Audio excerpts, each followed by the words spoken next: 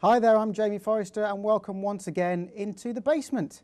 As you know, this is the show dedicated to the lower depths of our Football League ladder. This week we'll be talking about the Notts County match between players and fans, the toilets at Ebbsfleet and the legend that is Paolo Di Canio. This week we've been searching high and low for a decent studio guest, but unfortunately our studio is now filled with, once again, journalist Chris Charles. How are you doing? That's my name, yeah, you just about got that right. Yes, they're obviously desperate to get someone, a star billing in, but unfortunately they're stuck with me again. Well, we were very happy with last week, mate. Lots of good banter from you, so welcome back. Glad to have you. What's caught your eye this week? Well, I mean, a lot of the stuff we're going to talk about later, but aside from that, it's got to be Jordan Rhodes. 5 goals in 6-0 win at Wickham for Huddersfield. A plethora of Premier League scouts there, and I know the home fans were singing Jamie Forrester. Jamie Forrester. I don't think you are for sale. They don't sing that anymore. No, they don't sing that anymore. They were singing Jordan Rhodes is not for sale, but I think maybe that's more in hope than expectation, because I wouldn't be surprised to see him go to one of the big boys before the window's Well, we're going to move on to Notts County. Right. Yeah. Great story this week. The pros played against the fans. We've got some footage of that. We're just going to see. In fact, we've got on the Skype wall. We've got before the footage. We've got Notts County player Mike Edwards. Mike, how are you doing? I'm good, thank you, Jamie. All right. Yeah, thanks for joining us. Really good story this on Monday. Played against the fans. How was it for you? Yeah, it was good experience. A little bit. I think at the beginning you're always a little bit worried as a player because you're not too sure what the standard's going to be like and whether they're going to sort of take a challenge on you where you've maybe sort of done something wrong in a game before. But no, it was taken in good spirits, and it was a little bit of a slow start while we sort of sussed each other out. But after that, it was a good little training session, to be fair. Yeah, I mean it's a really great story. Did everyone contribute? Did all the players, all the pros take a part in the game? Yeah, we did. To be fair, I mean it's the first time I've played sort of 11v14, but it was a good bit of fun. But I mean we had 2 teams, one first half, one second half, and as I say, towards the end they threw on 28 plays, I think it was, and we had to take our goalkeeper off. So I think there was just about a chance for them to score, which obviously they did. Hi Mike, it's Chris Charles here. How are you doing? You're all right. Yeah, very well, thank you. You didn't really give them much of a chance, did you? 9-0 up before they threw the 28 on. That was a bit slightly unfair, I thought. Yeah, well, that's what I was saying about the sort of first 5 or 10 minutes. Was sort of thinking it was a little bit too easy in some ways, and was thinking, do we sort of take the mick too much, or do we just sort of stroke it around a little bit? And I think, as I say, 3 or 4 goals up after 20 minutes, we were sort of not exactly Olay football, but we sort of obviously took it a little bit easier on them and sort of didn't take every chance, to be fair. So, but it was good. They kept swapping it around, getting different fresh legs on and stuff. But I think everyone I spoke to really enjoyed it, and I think they enjoyed just what the whole match day experience was like. So I know Gaffer put them through it down to sort of pre-match talks and ice baths afterwards and that, which I think a few of them were sort of used to, really. Mikey, was you nervous at all that you might get a trick put on you by one of your own fans, the ones that cheer you every week, might well have nutmegged you or done a trick and made you look a bit silly? Well, the good thing was Ben Burgess took that off us within about 5 minutes. He got nutmegged within about 5 minutes. So after that, we were obviously all cracking up a little bit. So he took the heat off a little bit, yeah. But I mean, when you're marking sort of 6 forwards, because everybody wanted to score for their team, and then we only had 2 defenders, it was a little bit daunting. But we as I say, it was all light spirits, and yeah, it was. I didn't leave one on somebody anyway, which didn't wind us up that much. No, I mean, I think it's really good to play against the fans because they don't fully appreciate what goes into it. I remember when I was at Lincoln, we trained on a building site, and we had a bad start to the season, and we'd come in on a Monday morning, and the builders would put a sign up saying Doncaster 5, Lincoln 0, must do better, lads. And I spoke to the manager, John Schofield, who's now at Notts County with you, to say get them down. Let's have a game against them. But unfortunately, we couldn't manage it. But I think it's something now that most fans at every other club are going to want to try and emulate, aren't they? I think so, yeah, because it's great. I mean, especially the way our gaffer is trying to make it more of a fan-orientated club and bring everybody together. And I think it's great for the club, and it's great for them to sort of see what goes on, really. And I think speaking to him after about 2 minutes, one of the forwards, I was having to hold him up because I think he was a little bit too out of breath, really. So it was. I said, take your time, just walk a little bit, get your breath, and that. Don't be obviously collapsing on me on the pitch and that. But I think they realise sort of the standard and the how hard we do train and to keep ourselves fit. And I mean, I know people will say we've done it all our career and stuff, but it's a dedicated job, and you do have to look after yourself. And I think it was good experience for them to see what the players and sort of really how sort of down to earth we all were really. So it was a good bit of crack on the pitch and stuff. And then let's say afterwards and that we all sort of shook hands and what have you, and it was all sort of light-hearted in the end. So were you singing "Can We Play You" every week at the end? I'd love to play a team like that every week. I think it definitely make the game a lot easier. But as I say, I don't know if that's going to happen that much really. And I also believe you played with Jamie at Notts County. Any tales to tell there? Yeah, well, I started with Jamie at Hull as well. I know there's as I say, a few times when I used to play against him when he was at Scunthorpe, and he used to do the same trick to me every time, and it was he always used to sort of cut inside and then whack a shot at goal. But as I say, come training after playing against him for that many years, I knew he was going to do it. So I think I probably nailed him a couple of times on it, to be fair. Yeah. But he's to be fair, he had a lot more hair at Hull as well, to be fair. But it's well, it happens to the best of us. Yeah. Well, times change, Mike. You know, I've moved into a different area these days. I've got to portray the correct image, mate, haven't I? Do you know what I mean? Well, to be fair, you've got better looking with age. So I think they call it vintage looking or something like that, don't something they? like that, mate. You be careful. You be careful. Listen, Mikey, thanks very much for joining. It's been great to talk to you. All the best for the rest of the season. Maybe we'll get you on again sometime later in the season. But thanks very much. Anytime, not a problem. Cheers for that, Jim. Thanks, mate. Cheers. Take care. Bye. Yeah, I played with him a couple of times. I wasn't sure what he was going to say, though. He's got a fair bit on me, to be fair. Yeah, but he was very complimentary, wasn't he? He was, yeah. I mean, I left that open-ended for him to... Yeah, he could have sized you down, but he didn't. Yeah. We've got some footage of Monday night's game between the fans and the players just coming on here. Right. This is at the stage, I think, where it's 9. I think it's 9-0 to the players. Yeah. And they bought. This is when they bought the 8 fans. The pros are in blue, as you see there. Yeah. I think this challenge got 4 yellow cards and 4 different supporters, but he's gone down there in instalments there. Yeah. But as you see there, we're going to see a 30-yard screen any nice minute. Ball. Great little touch, great turn, fires it into an open goal. Hey, where's the keeper? I think the keeper's gone for an early back. Oh, he said that, didn't he? Yeah, and as we see there, we're seeing all the supporters now with a big pylon. As you do. Well, I wouldn't fancy being at the bottom of that, to be fair. Well, there's big boys in there. They can barely make it up there. They look so knackered to me. And no, but presumably some of them only just got on the pitch. Yeah, I mean, they brought 28 players on in the end, and I think now we're going to see the infamous Lee Hughes celebration. Big fan favourite at Notts County. Yeah. But that's a truly great story, excellent, great night, and I think there's lots of fans now at lower league clubs that want the same thing. They want to have the chance to play against their players. Of course you do. Yeah, I mean, I think it's a great initiative by Martin Allen. Not surprised at all. I mean, he's the guy that's ordered his players into a freezing cold lake, made them train in a motorway service station on the way to a game. So yeah, great idea though. I think he's a good bloke, Martin Allen. I think the fans really respect him. He is. We've got Andy Shaw joining us. He's a Notts County fan on the Sky. Well, Andy, how are you doing? I'm all right. How you guys? All right. I'm very good, thank you. Fine, thanks for joining us. You played in that game on Monday at Meadow Lane. What did it feel like to play against your heroes? Pretty special, really. They're a lot quicker than they look when you're in the stands. Well, they do, and I was suppose before the game, did you envisage such a heavy defeat? I know it's only a friendly bit of fun, but did you kind of fully appreciate how good they may have been? I think realistically, when you go out there, you know it's going to be probably near double figures. I think the whole point of it was really for them was to have a bit of a keep ball session and let us chase them around for a bit. But despite that, it was still really good fun. So, was you one of those players that came on at the end then into the 28? Yes. Okay. I was, yeah. So what was the formation then when you went on? Was that 10-8-5 or something like that? What was the formation you played? It's like seven up front, 7 behind, and then 7 behind that, I think. But have you seen the goal? I don't know if you've seen the goal. We've just seen the goal. It was a 30-yard screamer, wasn't it? It was a great finish. Was it you who scored? Was it you who scored the goal? It wasn't me, unfortunately. No, there was that many players on the pitch. Getting near the ball was quite difficult. Yeah, Andy, whose shirt did you manage to get at the end? I was actually wearing Sam Sodgy's shirt. Cool. Okay.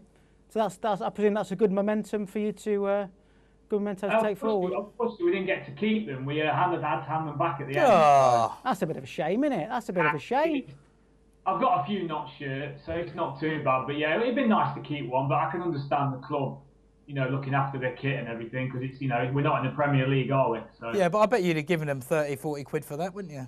Yeah, to be fair, I would have given them 30, 40 quid for it. Yeah, it's a good point. Well, we'll have a word with them, see if we can get it for you. Yeah, we'll have a word. Now, what about Mad Dog? What was the team talk like? Oh, fantastic. I must admit, I'd never thought I'd have to sing If You're Happy and You Know It in a dressing room before. I saw that. I reckon that's going to catch on. I reckon Alex Ferguson's going to be singing Wheels on the Bus soon. The scary thing is he actually does that as well. Yeah, I think what you see in the camera is the actual person he is. I don't think it's just for the cameras. I think he's genuinely a little bit crazy, a little bit mad, but he's obviously getting the best out of the team at the moment. You're having a great season, aren't you? Yeah, we are. I think it was nice to see the professionalism behind the scenes and that the players are all, seem to be up for making Notts County a success. And I think Ray True and Martin Allen have a lot to, we have a lot to thank them for, I think. Okay, well listen, Andy, thanks for joining us. It's been great talking to you. Hopefully we'll chat again at some stage in the future on The Basement. Thanks very much. Yeah, cheers, Jamie. Thank you. Take care. Cheers, Andy. Take care. We'd also like to thank Notts County Football Club for allowing us that footage. Great story. We're going to move on now to Bilal Moshni, Southend defender. Easy for you to say. Yeah, French defender. I've had to do a bit of research and I hope I've got it right. Yeah. He injured his foot this week while moving a fridge. Wow. But it's not, I mean, we'd all understand if it was his fridge. No, we could all accept getting a toe injury, moving your own fridge. But no, it was his mum and dad's fridge. Right. So... Lucky he didn't get a frozen shoulder as well. Well, I mean, he's committed the cardinal sin of not wearing any footwear when he's moving a fridge, the golden rule. I mean, I do think if he were wearing lead clodhoppers on his feet, he'd have no chance of averting his feet. So, well, listen, I sent this footage to my mates on Facebook last week, and they took the mickey at me because I had DMs with white laces in. And I didn't actually think I'd be shown from the feet from the knees down. They don't miss a trick, these producers. But I mean, I think he's going to be okay. But the story goes, the fridge is in the kitchen, he's helping his dad slipped, the fridge has fell on his foot. Yeah. I mean, how embarrassing is that? So he's going to play still, is he, on Saturday? Well, I think he's going to go through the pain barrier. Yeah. Obviously, there was an ice pack in the fridge that he could just dip his toe in. So he's got the injury at the right time, hasn't he? But I think he's going to be okay. But, I mean, how embarrassing is that? That's very embarrassing, yeah. Yeah, I mean, he's just going to need to chill out for the next few days, isn't he, really, I think, and, get himself fit. Sorry, that was a bad joke that completely slipped you there. I won't do any more of those, actually. No, they're good. I'm going to keep them coming. There's other people watching. It's all right. We've managed to get a team of past players that have had these funny sort of injuries. So we're going to get them up on the wall there. Right. Dave Besant famously dropped a salad cream bottle from his 1980s perm onto his big toe, and I know that's one that was quite well known at the time, so that kept him out of a while. Just going through there, Rio Ferdinand resting his feet on a coffee table, strained his knee. Yeah. The one I like, Darius Vassell up front there, he had a blister on his big toe. Right. And he used a power drill, obviously, as everyone does. When we've got a blister, my first port of call is the power drill. See if we can drain the blister, and apparently he nearly took his toe off. He used the power drill to drain a blister? That's what the story says, yeah. He used the power drill to try and drain the blister. Like I say, as all physios and doctors would recommend that course of action, wouldn't they? And apparently he's nearly chopped his toe off, which would have hampered his England career. And Darren Barnard, is that the guy that slipped in his dog's wee?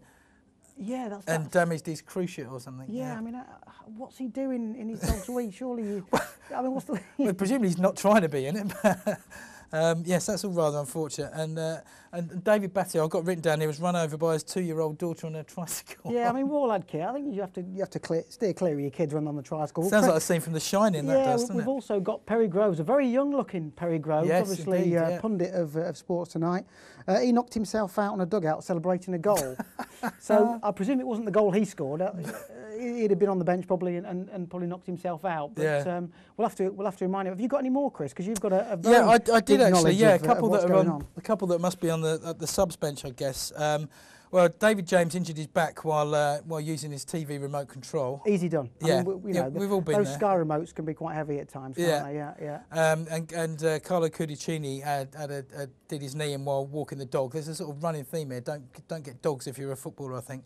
But my favourite was a guy called Sven Grondelin, Norwegian player, who was out jogging and ran into a moose. So you mentioned that before we came on air. I'm really struggling how that's going to happen because a moose is quite a big animal. Yeah. Even if it's a baby moose, you're running. Okay, you might have the music on and you're in the zone. I get it, but Yeah, but it depends. I mean, what I don't know is what, there's not that much details, how quickly the Moose was moving, whether he's just looking over his shoulder and then, because sometimes the Moose has just cut across his path. Anyway, it floored him, as you can imagine, kept him out for weeks. Yeah. I don't know the extent of the injuries, but it certainly knocked him out cold. Yeah, interesting. Okay. We're going to take a very quick break now. We'll be coming back talking Paolo Di Canio and the toilets at Ebbsfleet. See you soon.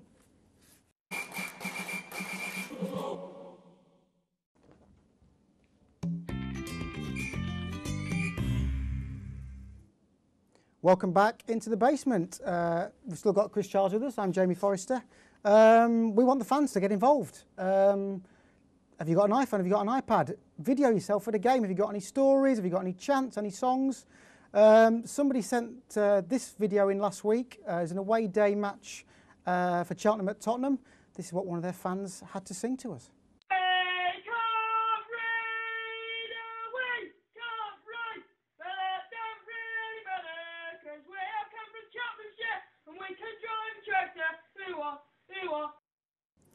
Well, thank you, Laurie Cleveley, for sending that video in. Great song. You had a great day at Tottenham.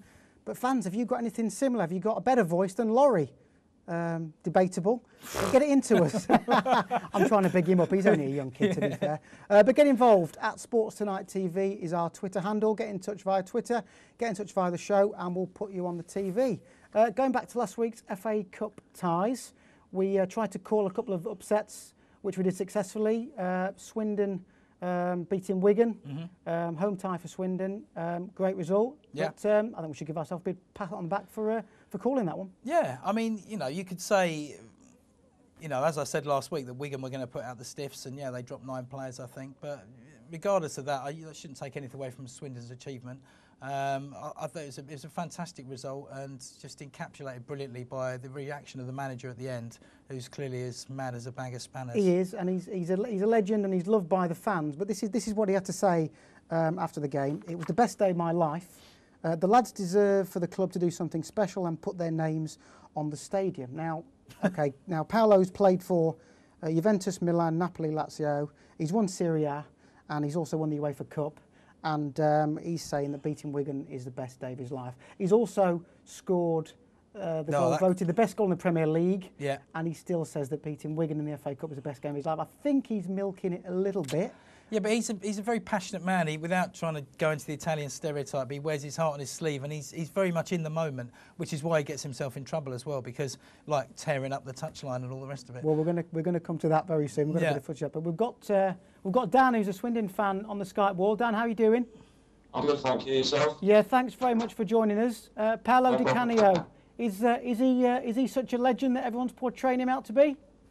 He is indeed, yeah. He's brings so much belief back to the club, really. Everyone's proud to be a Swindon fan, and if you would have asked me about last season what team I support, I might be a bit reluctant to tell you who I supported, really. But now you're not ashamed or anything to say you're a Swindon fan, and no one asks, like they say, oh, you're in League 2, aren't you? Most people ask, oh, you're playing really well at the moment. I see you beat Wigan, Di Canio's manager and stuff like that.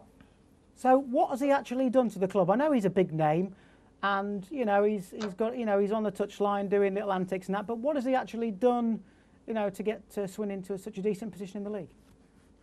I think really he's brought a togetherness to the squad. Really, everyone seems to get on really well, and compared to last season, everyone's fitness is a lot higher. So I think he's brought another sort of level of standard of football to the club. Really.